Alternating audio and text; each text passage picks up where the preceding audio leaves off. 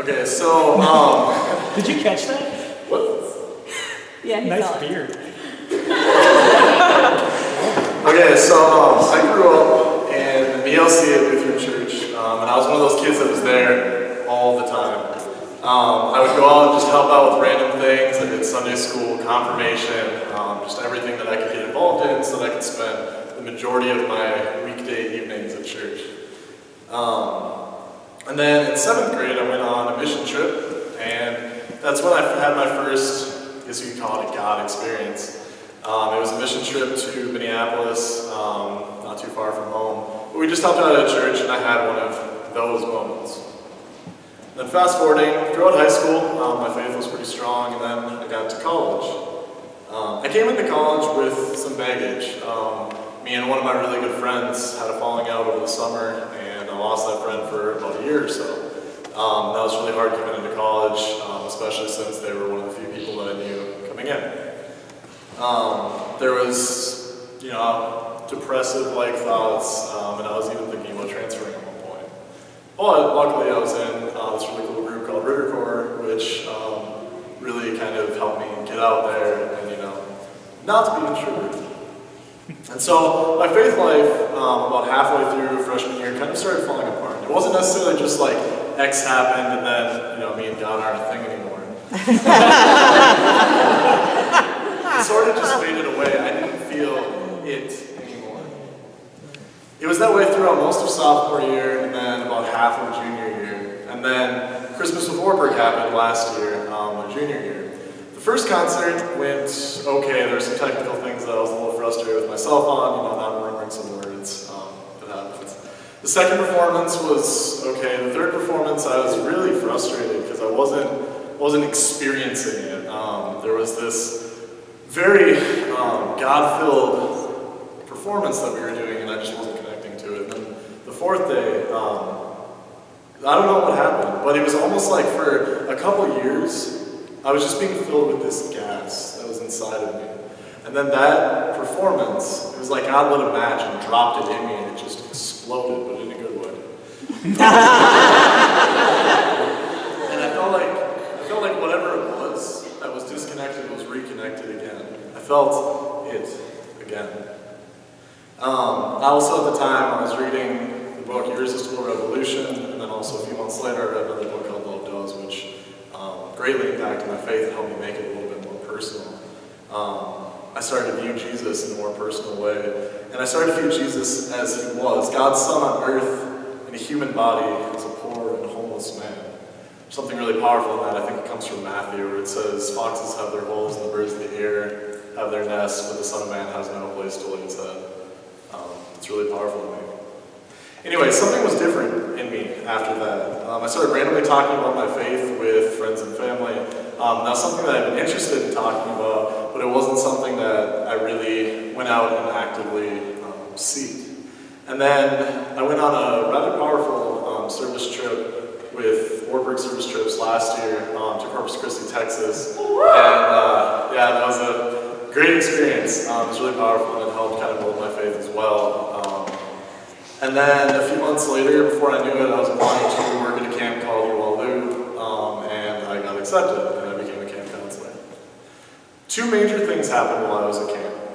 First was, I met some wonderful, lifelong friends, and hung out with some great kids, and had, honestly, the best summer of my life. The second was that I doubted God and everything about Christianity more than I ever have in my life. Now, obviously it wasn't all the time. I had those moments where I was like, yeah, God, I had those God moments, because how can you not at camp? Especially camp like that one.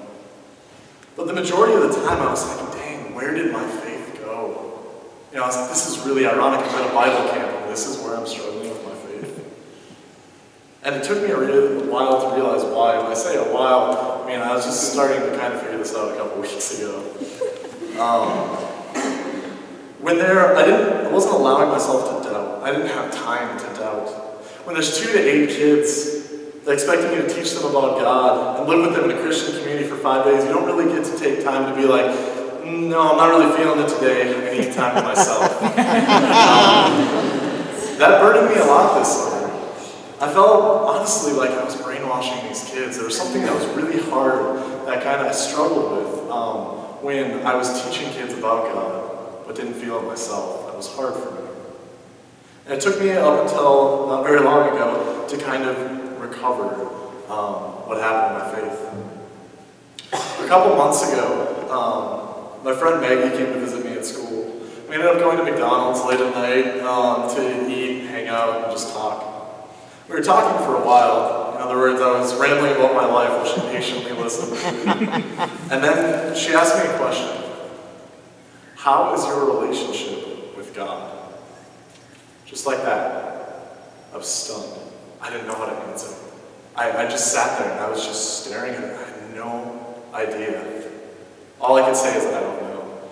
And then I wanted to take time to write about it, to get my thoughts out. And every time I sat down, I just couldn't. I felt like when I thought about God, my faith wavered. So I kind of let it sit for a little while. And then, actually, about 2 or 3 nights ago, I finally was able to sit down and write something about it. It's crazy how much my faith can change within a couple of months after starting to write this. And at the moment, my faith is overall strong. I doubt pretty much daily, but at the moment, it hasn't dealt any crushing blows. Tonight, I'm giving my testimony, and I hope you've realized that I've been up here for a couple minutes. It's something that I've been off and on thinking about for years. I guess it makes sense that I'm essentially recounted the story of my faith life so far with its ups and downs. However, also one of the core messages that I'm hoping you all will take away from this is the value of embracing doubt. This is something that I've gotten a lot better at doing in the last couple months. Doubt isn't something that should be feared, but instead it's something that can honestly help growth. I've always strongly believed that a faith that can't stand up to challenge isn't a faith worth having. How can it not be okay for me to have times when I'm like, dang, this whole Christianity thing seems so far-fetched? Because honestly, doesn't it seem that way sometimes? Can God blame me for sometimes doubting the most impossible to understand and sometimes realistically the most impossible to believe thing on earth? Here is my main idea. It seems that no matter what I do, I'm going to doubt my faith at times. I'm going to doubt the existence of God. I'm going to doubt everything that I've been taught, and I can react to it by becoming frustrated, confused, angry, or I can use it to fuel my faith. I can look back on the days when my faith is strong and burning, and I can look back on the days when it's not, and say, if my faith can withstand all that doubt, it can handle some more. When it boils down to it, I can answer Maggie's question only as I am here, standing here, telling you right now. Because in a couple hours, tomorrow morning, it could possibly be very different. At this moment, my relationship with God is great. It is a personal relationship, and not one that is simply through someone else, like a friend of a friend. My God is not just Pastor Brian's God. My God is not just my friend Maggie's God. My God is my God as well. Sometimes I doubt and fear that I will be let down and hurt. I really do. But I will not run away from this fear. I'm embracing it. I could be wrong. I could be so wrong. However, and this is something that Dr. Black said in his chapel message a couple months ago, paraphrased, just like the best human relationships, we make ourselves vulnerable and take a leap of faith and open ourselves fully to a two-way loving relationship. I'd rather be wrong than have been too afraid to attempt to be right. That's where I am right now. If you guys would pray with me. Dear God, thank you so much for giving us the free will that allows us to doubt. Thank you for challenging our faith and allowing us to challenge it. God, I know that there are at least a couple people here tonight who are struggling with doubt, perhaps struggling with the shame that is sometimes related with doubt. Be with them and comfort their hearts, even if at the moment they doubt the worth of being in a relationship with you. Thank you so much for allowing us to wander, but always having your arms open when and if we return. Thank you for allowing me to share my life with others, and thank you for continuing to walk with me ridden with doubt and blessed with grace. Amen.